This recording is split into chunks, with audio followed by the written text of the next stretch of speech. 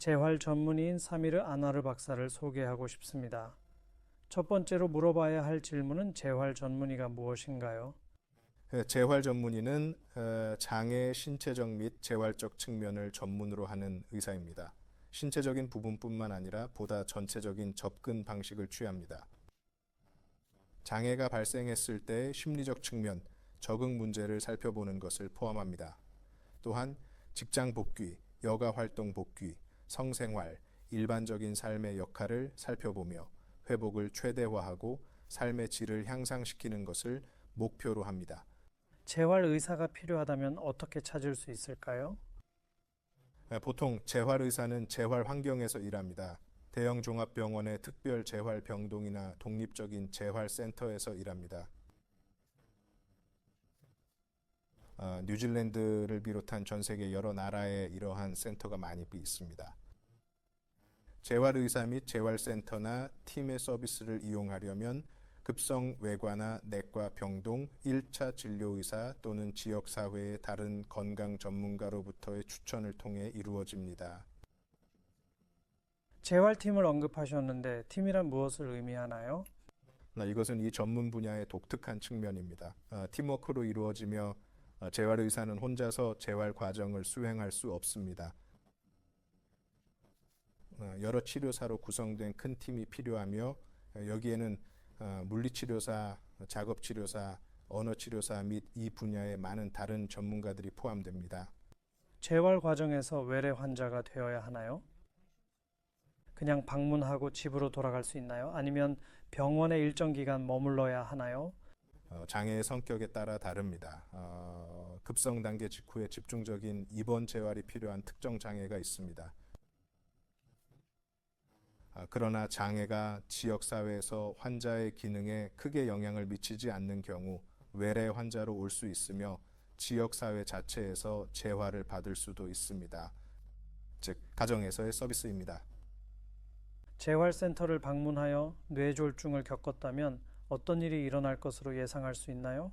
우선 현재 기능 수준을 평가하는 과정이 진행됩니다.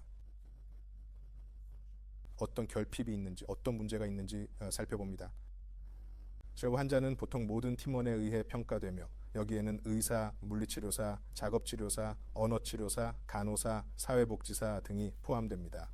이 특별한 치료사 활동에 대해 더 설명할 수 있습니다. 그러나 이 초기 평가 과정에서 가장 중요한 측면은 이 특정 환자와 또는 그의 가족이 달성하고자 하는 목표를 살펴보는 것입니다. 이 목표가 설정되면 재활팀은 그 목표를 겨냥하여 재활 과정을 조직하고 환자가 이를 달성하고 성공적으로 집으로 퇴원할 수 있도록 돕습니다. 뇌졸중 후 초기 재활이 중요하다고 들었습니다. 왜 그런가요? 여기서 주요 문제는 초기 재활 개입이 더 좋다는 것입니다. 연구에 따르면 뇌졸중 후 초기 몇 주 동안 회복이 빠르게 이루어집니다. 이 회복 기간을 잘 활용하여 재활 투입을 강화하고 결과를 최대화하고자 합니다. 뇌졸중 후 얼마나 걸려야 개선되나요? 그리고 뇌졸중 전에 신체 기능으로 돌아갈 수 있을까요? 이는 초기 뇌졸중의 심각성과 강도, 뇌졸중이 뇌의 어느 위치에 있는지, 심장질환이나 폐질환과 같은 다른 의학적 상태가 재활 과정에 방해가 되는지 또는 심리적 문제가 있는지에 따라 다릅니다. 하지만 일반적으로 말해서 시작할 때 큰 결핍이 없는 환자는 몇 주 안에 개선될 수 있습니다. 그러더나 더 큰 결핍이 있는 경우 몇 주가 걸릴 수 있으며 때로는 몇 달이 걸릴 수도 있습니다. 그러나 연구에 따르면 심각하거나 밀도가 높은 뇌졸중 환자도 몇 년에 걸쳐 회복할 수 있으며 다만 속도가 느릴 수 있습니다. 뇌졸중으로 인한 장애와 함께 사는 것에 대한 조언이 있나요?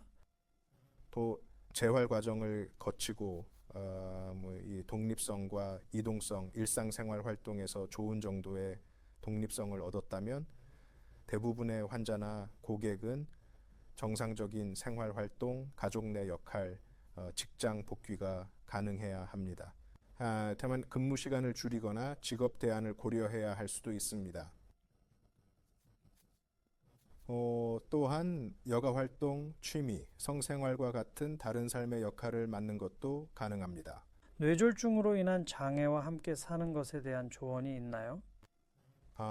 재활 과정을 거치고 독립성과 이동성, 일상생활 활동에서 좋은 정도의 독립성을 얻었다면 대부분의 환자나 고객은 정상적인 생활 활동, 가족 내 역할, 직장 복귀가 가능해야 합니다. 다만 근무 시간을 줄이거나 그렇죠. 직업대행을 고려해야 할 수도 있습니다. 또한 여가 활동, 취미, 성생활과 같은 다른 삶의 역할을 맡는 것도 가능합니다. 뇌졸중 후에 다시 운전할 수 있나요? 거주하는 국가에 따라 다릅니다. 뉴질랜드에서는 법적으로 한 달 동안 운전을 할 수 없습니다. 뇌졸중 후 한 달 동안 운전이 금지됩니다. 그 후에는 회복 정도에 따라 다릅니다. 원파치아가 충분히 회복되었다면 이는 치료의사나 작업치료사가 평가하며 운전이 허용됩니다. 일부 경우에는 도로 주행 평가가 필요할 수 있습니다. 성생활은 어떻게 되나요? 뇌졸중 전에 정상적인 성생활을 회복할 수 있나요? 뇌졸중 후에는 성기능 장애가 높은 발생률을 보이며 이는 여러 가지 이유로 인해 발생할 수 있습니다. 예를 들어 약물 부작용이 흔합니다. 심리적 측면, 또 다른 뇌졸중에 대한 두려움 또는 파트너 간의 의사소통, 물론입니다. 이러한 것들은 성생활을 재개하는 데 큰 장애물이 아닙니다. 이는 목표가 되어야 합니다. 교육과 상담이 필요할 수 있습니다.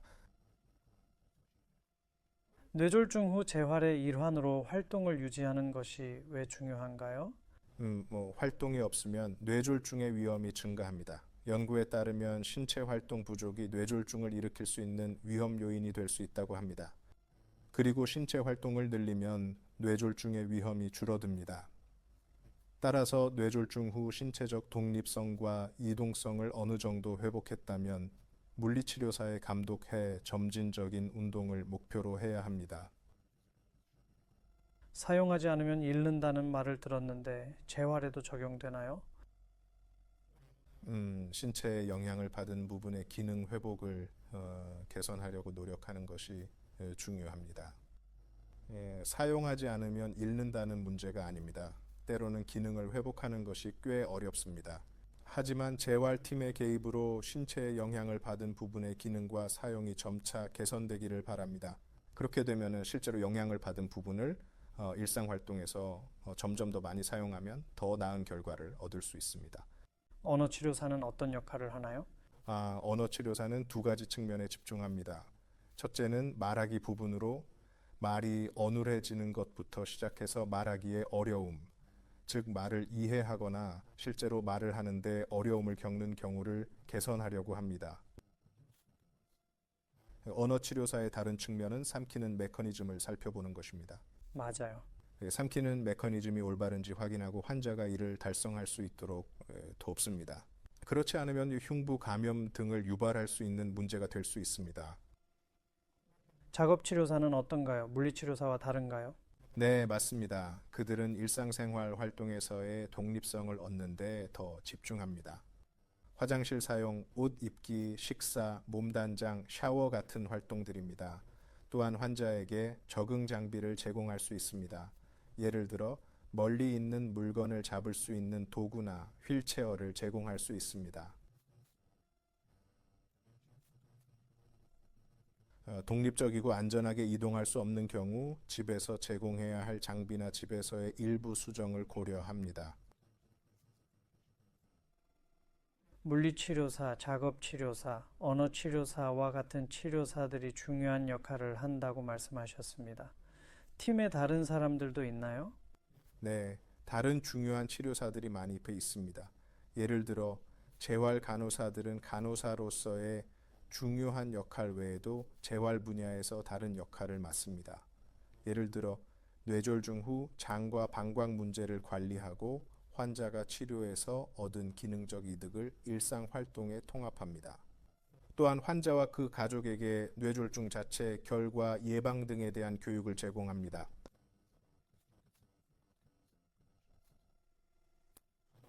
다른 중요한 팀원으로는 사회복지사가 있습니다. 뇌졸중 환자 중 일부는 삶의 역할에 큰 변화가 있습니다. 그래서 그들은 환자와 그 가족이 적절한 혜택을 신청하여 소득 보충을 받을 수 있도록 돕습니다.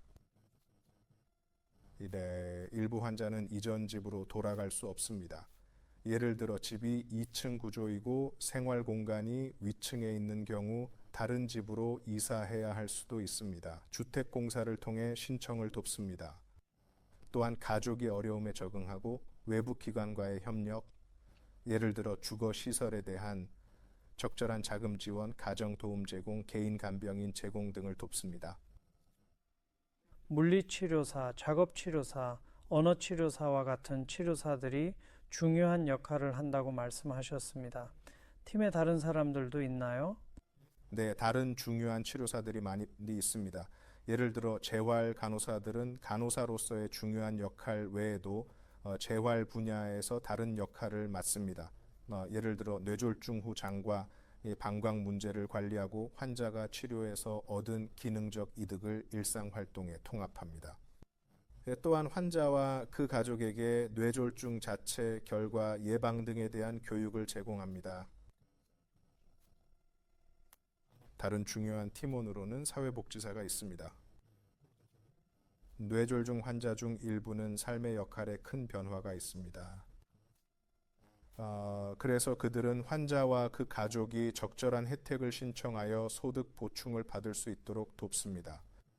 일부 환자는 이전 집으로 돌아갈 수 없습니다. 예를 들어 집이 2층 구조이고 생활 공간이 위층에 있는 경우 다른 집으로 이사해야 할 수도 있습니다. 주택공사를 통해 신청을 돕습니다. 또한 가족이 어려움에 적응하고 외부 기관과의 협력, 예를 들어 주거 시설에 대한 적절한 자금 지원, 가정 도움 제공, 개인 간병인 제공 등을 돕습니다. 주거 시설에 대한 적절한 자금 지원, 가정 도움 제공, 개인 간병인 제공 등을 돕습니다. 여기서 가정도움은 무엇인가요? 가정 도움은 환자가 혼자 살고 있고 어느 정도 회복되어 혼자 살 수 있지만 무거운 가사일을 할 수 없는 경우에 제공됩니다. 가정 도움은 환자가 이러한 역할을 수행할 수 있도록 돕는 사람들입니다. 그래서 그들이 필요한 적절한 도움을 받으며 지역 사회에서 계속 살 수 있도록 합니다. 재활에 대한 팀 접근 방식을 언급하셨습니다. 뇌졸중에서 회복하는 데 도움을 주는 다양한 직업을 가진 많은 사람들이 있었습니다. 이 사람들이 실제로 무엇을 하는지 조금 더 설명해 주실 수 있나요? 네, 앞서 말씀드린 것처럼 재활팀은 팀으로서 치료사 그룹으로서 환자에게 집중하고 환자의 목표를 달성하려고 합니다. 우리는 이 과정을 전체적으로 바라보고 다양한 팀원을 참여시킵니다. 예를 들어 물리치료사는 침대에서 의자로 이동, 균형 회복, 걷기 능력 회복과 같은 이동성 문제에 특별한 주의를 기울입니다. 처음에는 지팡이나 보조기구가 필요할 수 있지만 궁극적으로는 독립적으로 걷기를 목표로 합니다. 정말 감사합니다. 감사합니다.